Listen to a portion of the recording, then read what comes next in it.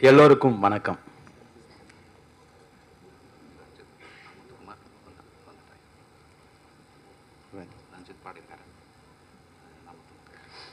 ரொம்ப நல்லா போயிட்டு இருக்குது. ஆடியோ ஃபங்க்ஷனே ரொம்ப கிரியேட்டிவாக இருக்குது. அதனால் வேணு சாருடைய இந்த படத்தை பார்க்க மிகுந்த ஆவல் இப்போவே ஏற்பட்டுடுச்சு. இந்த பாடல் வந்துட்டாயா என்ன தான் சொல்கிறாருன்னு நினைக்கிறேன். சிங்கர் ரஞ்சித் பாடியிருக்காங்க. லிரிக்ஸ் நான் முத்துக்குமார். நான் முத்துக்குமாருங்கிற அளவுக்கு அவர் நிறைய எழுதிட்டு இருக்கார். என்னுடைய நண்பர் வேணு சார் ரொம்ப வருஷமாக சினிமாவில் இருந்தாலும் ஒவ்வொரு விஷயத்தையும் தன் நண்பர்கள்ட்ட, குருநாதர்கிட்ட, எல்லாருக்கிட்டையும் கேட்டு கேட்டு கேட்டு சரியாக வருமா தெரிஞ்சு ரொம்ப டிஸ்கஸ் பண்ணி தான் இந்த படத்தை பண்ணார். ஸ்டார்டிங்லேருந்து எனக்கும் தெரியும்.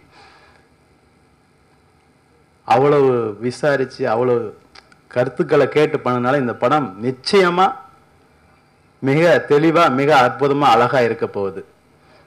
என்னுடைய வாழ்த்துக்கள் வேணு சாருக்கு. கமர்ஷியலாக இருக்குது இந்த ஸ்கிரிப்ட், இதில் இருக்கிற எல்லாமே. அது ரொம்ப முக்கியம். என்னவோ ஒரு இலக்கியத்தனமாக புரியாத மாதிரி எடுக்காமல் ரொம்ப கமர்ஷியல் ஆஸ்பெக்ட்ஸ் நிறைய இருக்குது. எனக்கு ரொம்ப பிடிச்சிருக்கு இந்த சாங்ஸு, இந்த படத்தினுடைய ஐடியாஸ் எல்லாமே. அதனால் நான் ஒரு சின்ன ஆஃபர் பண்ணுறேன். கேரளா ரைட்ஸ் 10 lakhsக்கு நான் எடுத்துக்கிறேன். அதற்கு மேலே யாராவது எடுக்க வந்தால் நான் கொடுத்துட்றேன், விட்டு கொடுக்குறேன். ஜெயராம் சார் இருக்கிற அந்த விஷயம் எனக்கு அவ்வளவு தூண்டுது. கண்டிப்பா sir. Okay, thank you, all the best. உள்ளம் துடிக்கிறா இந்த பாடலில் பாடியிருக்கிறது தமன், எழுதியிருக்கிறது தரங்கை சூர்யா. சாங் பார்க்கலாம். நம்ம பார்த்த சாங்ஸு கேட்டது எல்லாம் வச்சு பார்க்கும்போது ட்ரீம்ஸ், அஸ்பிரேஷன்ஸ் அண்ட் டிசல்யூஷன்மெண்ட்ஸ் எல்லாம் சேர்ந்து நம்ம எல்லாரோட லைஃப்லையும் ஏதோ ஒரு இடத்துல நம்ம ஐடென்டிஃபை பண்ணிக்கக்கூடிய மாதிரியான ஒரு கண்டென்ட்டாக இது இருக்கும்னு நான் நினைக்கிறேன். All the very best for the team. எல்லோருக்கும் வணக்கம். 99 2000 ஆண்டுகளில்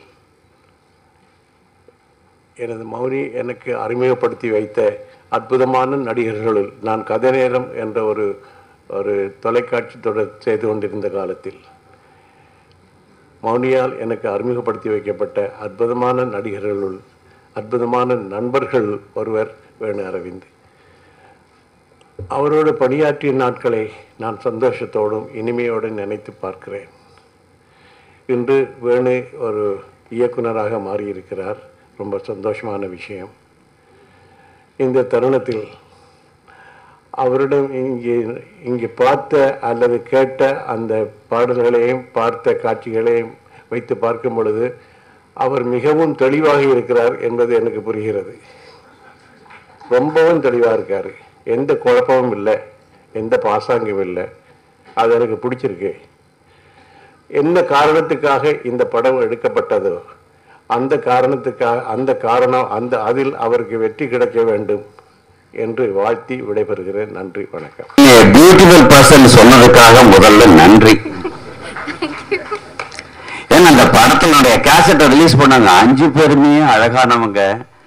அகத்தின் அழகு முகத்தில் தெரியுங்கிறக்கா என்னமோ தெரியல, சமுத்திரக்கணியில் ஆரம்பிச்சு அவருமே என்ன அழகா இருக்காரு. இன்னைக்கு தான் க்ளோஸ்அப்ல பார்த்தேன், பக்கத்தில் உட்காந்துருந்தாரு. அதுல இருந்து இந்த அம்மா பேரை எனக்கு மறந்து போச்சு, அபிங்கிறது தான் ஞாபகம் இருக்கு. அவங்க தமிழச்சி. அப்புறம் இளைஞருக்கு கையில் தான் இப்ப சினிமா உலகம் இருக்கிறாங்க. இப்போ குழந்தைகள் கையில வந்திருக்குன்னு காமிச்சிட்டீங்க. இந்த பாடல்களை நான் பார்க்கல. எனக்கு என்னன்னா ஒரு தாக்கமும் இருக்கு, ஒரு ஏக்கமும் இருக்கு. ஒண்ணு தாக்கம் என் தாய் என்னையோட இல்லையேங்கிறது அந்த தாக்கம் எனக்கு. ஏக்கம் நானும் காதலிச்சு கல்யாணம் பண்ணிக்கலையேங்கிற ஏக்கம். இது ரெண்டையும் ஏற்படுத்தி இருக்கிறார். அதாவது ஒரு நடிகன் டைரக்டரானா என்னவெல்லாம் பண்ண முடியுங்கிறத பண்ணி காமிச்சிருக்கார். சின்ன திரை பெரிய திரைக்கு வந்திருக்கு. இதை நாங்கள் வரவேற்கிறோம்.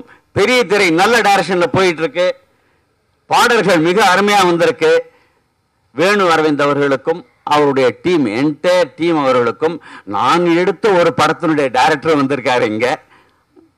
அவர் தான் ஆர்கே செல்வமணி. வந்திருக்கும் நீ நண்பர்களே, இந்த என்டையர் டீமுக்கு மை பெஸ்ட் ஆஃப் லக்ஸ். சொல்ற ஒரு விஷயம், அது ஏன் இந்த படத்துக்கு வந்து முதல்ல ஒரு சாங் கொடுத்துட்டாரு. அந்த சாங் நான் எப்படி பிக்சரைஸ் பண்ண போறேன்னு தெரியல. ஒரு அவசர காலகட்டத்தில் பண்ணோம். அப்புறம் அதே மாதிரி மியூசிக்கு.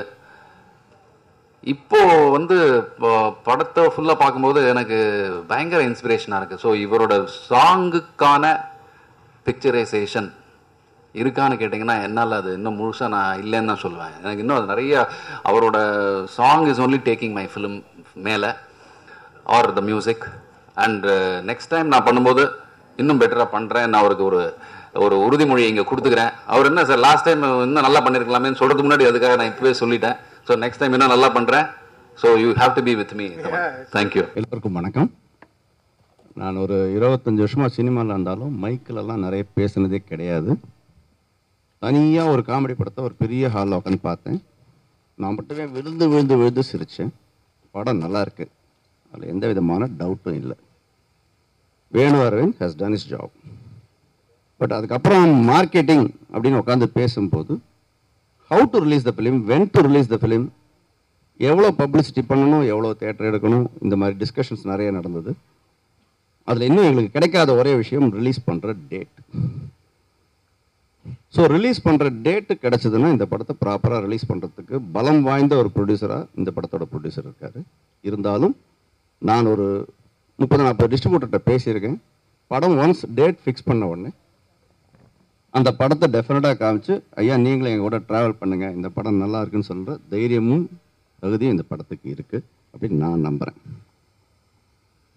படத்தை பொறுத்த வரைக்கும் Jayaram has done a wonderful job. Wonderful job. பயணம் படத்தில் ஷைனிங் ஸ்டார் எப்படி ஹிட்டோ இந்த படத்தில் வர ஸ்டாரும் ஹிட்டு. ரெண்டுமே ஒரு நடிகருடைய ஸ்பூஃப் தான், யாரையும் ஹர்ட் பண்ணுற மாதிரி இல்லை, ஜாலியாக இருக்குது. திருடன் ஜோக்கு, லாயர் ஜோக்கு மாதிரி இது ஒரு நடிகர் ஜோக்கு, பிரமாதமாக வந்திருக்கு. வேணு அரவிந்த் எக்ஸ்ட்ராடனரியாக பண்ணியிருக்காரு. கொஞ்சம் அதிகமாக இருக்கும், ஆனாலும் பரவாயில்ல, தைரியமாக சொல்கிறேன், ஒரு கமலஹாசன் ரேஞ்சுக்கு பண்ணியிருக்காரு. புதுசாக வந்திருக்கிற அந்த நியூ ஃபேஸ் பையன் எக்ஸ்ட்ராடனரியாக பண்ணியிருக்காரு. எல்லாரும் படம் ஆடியோ ரிலீஸில் படம் வெற்றி பெற வாழ்த்துக்கிறேன்னு பார்க்காம சொல்லுவாங்க. நான் தைரியமாக சொல்கிறேன், பார்த்துட்டு சொல்கிறேன், இந்த படம் நிச்சயம் வெற்றி பெறும். வாழ்த்துக்கள். நன்றி. கூட நிறைய பேச மாட்டார். நிச்சயமாக அவர்கள் பாடல்கள் வந்து பேசும்.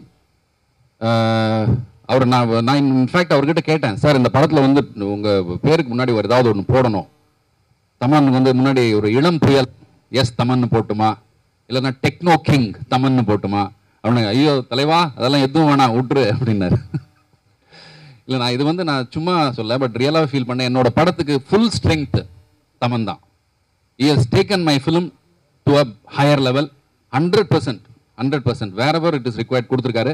நீங்கள் இதை டெஃபினட்டாக இந்த பாடல் வெளியீட்டு விழாக்கு அப்புறம் ஒத்துப்பீங்க. Please sit and enjoy. Will have the audio release just now.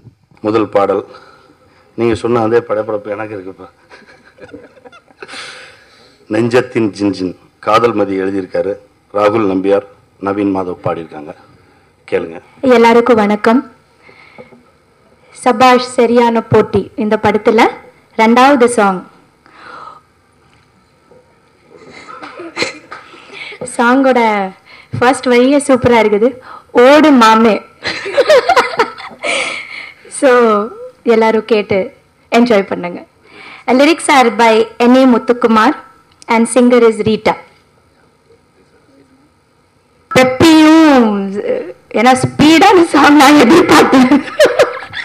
But because I've seen always Venu sir is very pious, quiet and ரொம்ப ஒரு engrossed, ஒரு ரொம்ப சீரியஸான ஒரு ஆர்டிஸ்டா பார்த்திருக்கேன். பட் இது அப்பாற்பட்டு ஒரு ரொம்ப ஸ்பீடான, ரொம்ப ஜாலியான, ரொம்ப போட்டி என்னது அந்த ஃபீல் கொடுக்கக்கூடிய ஒரு பாட்டு மாதிரி எனக்கு தெரிஞ்சது. So I wish the whole team all the very best. இன்றைக்கு என்னுடைய நண்பரும் தன்னுடைய திறமையினால் ஒரு சிறந்த நடிகர் என்று அறியப்பட்டிருக்கின்ற வேணு இன்னொரு தடத்திலே தன்னுடைய ரெக்கையை விரிக்கின்றார். This is is debut venture I guess. அவருடைய இந்த அருமையான நாளில் பங்கு பெற்று இந்த முதல் மொழி என தொடங்கும் பாடலை பாடியவர் ராகுல் நம்பியார், லிரிக்ஸ் கதிர்மொழி அப்படிங்கிற,